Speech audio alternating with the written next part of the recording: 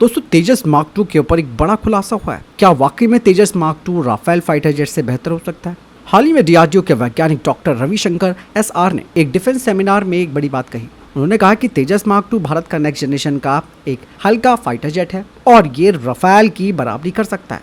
लेकिन दोस्तों जैसे ही उनका यह बयान आया पब्लिक प्लेटफॉर्म पर, तब उसके बाद डिफेंस एक्सपर्ट्स के बीच चर्चाएं भी शुरू हो गई। क्या वाकई में तेजस मार्क टू राफेल को टक्कर दे सकता है या उससे आगे निकल सकता है? हालांकि इसके पीछे बहुत सारे रीजंस हैं। आखिर क्यों उन्होंने ये बात कही है, इसके पीछे जो एक्चुअल रीज़न है वो मैं आपके साथ शेयर करने वाला हूँ, ताकि आपको भी पता चल सकेगा कि डीआरडीओ के वैज्ञानिक की बातों पर कितना यकीन और भरोसा किया जा सकता है। तेजस मार्क टू दोस्तों मौजूदा मार्क 1 वेरिएंट का नेक्स्ट वेरिएंट है जो काफ़ी एडवांस होने वाला है और ये आगे चलकर हमारे जो जागुआर और मिराज 2000 है उनकी जगह लेगा। अगर हम बात करते हैं तकनीकी ताकत की, तो तेजस मार्क टू राफेल से कितना ताकतवर है ये भी जान लेते हैं। सबसे पहले हम बात करते हैं इंजन की। तेजस मार्क टू में GF414INS6 इंजन लगा होगा जो कि 98 किलो न्यूटन का थ्रस्ट जनरेट करेगा, जबकि राफेल में सिग्मा M88 इंजन लगा हुआ है जो कि 75 से 90 किलो न्यूटन थ्रस्ट जनरेट करता है। तेजस मार्क टू का वजन 13.5 टन का होगा, जबकि राफेल का 15.3 टन का है। स्पीड दोनों की लगभग बराबर है, यानी कि 1.8 मैक। वारलोड की बात की जाए तो तेजस मार्क टू अपने साथ 6500 किलोग्राम के वारलोड ले जा सकता है, जबकि राफेल 9500 किलोग्राम के।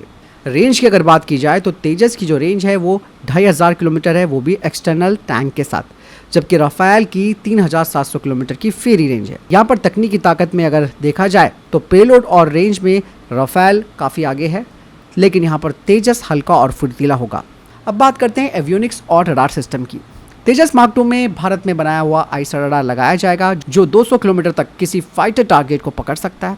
इवन डीआरडीओ का इलेक्ट्रॉनिक वॉरफेयर सूट इसमें लगा होगा, जैसे कि सेल्फ डिफेंस करने वाला jammer, radar warning receiver, IRST system. Even network centric warfare में ये कैट्स यानी कि कॉम्बैट एयर टीमिंग के साथ कनेक्ट रहेगा, यानी ड्रोन के साथ मिलकर ये लड़ाई लड़ सकता है। वहीं राफेल की बात करें तो इसमें थेल्स का RBE-2 आइसर रडार लगा है। इसके अलावा इसमें काफ़ी advance spectra electronic warfare suit लगा है जो कि दुश्मनों की मिसाइलों को चकमा दे सकता है। यहाँ पर भी अगर टोटल कंपैरिजन की बात की जाए तो तेजस मार्क टू का स्वदेशी रडार और इलेक्ट्रॉनिक वॉरफेयर सिस्टम राफेल को टक्कर दे सकते हैं। साथ ही कैट्स जैसी नई टेक्नोलॉजी से तेजस मार्क टू भविष्य की लड़ाई में काफ़ी ज़्यादा उपयोगी हो सकता है। अब बात करते हैं वेपन सिस्टम्स की। तेजस मार्क टू में अस्त्र मार्क टू BVR मिसाइल लगी होगी जिसकी रेंज 150 से 200 किलोमीटर है। इसके अलावा ब्रह्मोस NG जो कि सुपरसोनिक मिसाइल है वो लगी होगी, और इवन डीआरडीओ के जो अन्य स्वदेशी हथियार हैं जैसे कि स्मार्ट बॉम्ब और ग्लाइड बॉम्ब इसमें लगे होंगे। ऐसे में अगर राफेल की बात की जाए तो राफेल में मीटियोर BVR मिसाइलें लगी हैं जिनकी रेंज 150 से 180 किलोमीटर है, लेकिन इनका नो स्केप जोन ज़्यादा है। इसके अलावा इसमें स्कैल्प क्रूज मिसाइलें लगी हैं जो कि 500 किलोमीटर तक अपने लक्ष्य को टारगेट कर सकती है। राफेल में हैमर और माइका मिसाइलें भी है। यहाँ पर भी अगर कंपैरिजन का निचोड़ देखा जाए तो दोनों के पास कटिंग एज वेपन्स हैं, लेकिन तेजस में ब्रह्मोस NG लग जाने से उसकी स्ट्राइक क्षमता राफेल के बराबर नहीं, उससे कई ज़्यादा बेहतर हो जाएगी। अब बात की जाती है मेंटेनेंस की और कॉस्ट की। तेजस मार्क टू जो कि भारत का स्वदेशी फाइटर जेट है, इसमें कम लागत आएगी और तेज़ी से इसके स्पेयर पार्ट्स मिल सकते हैं और इसकी पर यूनिट कॉस्ट 60 से 70 मिलियन डॉलर हो सकती है। लाइफ साइकिल कॉस्ट भी कम होगी, मतलब मेंटेनेंस का खर्चा भी बचेगा। लेकिन राफेल के लिए दोस्तों विदेशियों पर निर्भरता रहेगी, खास करके फ्रांस से स्पेयर पार्ट आने में देरी हो सकती है। इसकी पर यूनिट कॉस्ट भी 100 से 120 मिलियन डॉलर होती है और even long term support contract काफ़ी महंगा भी होता है।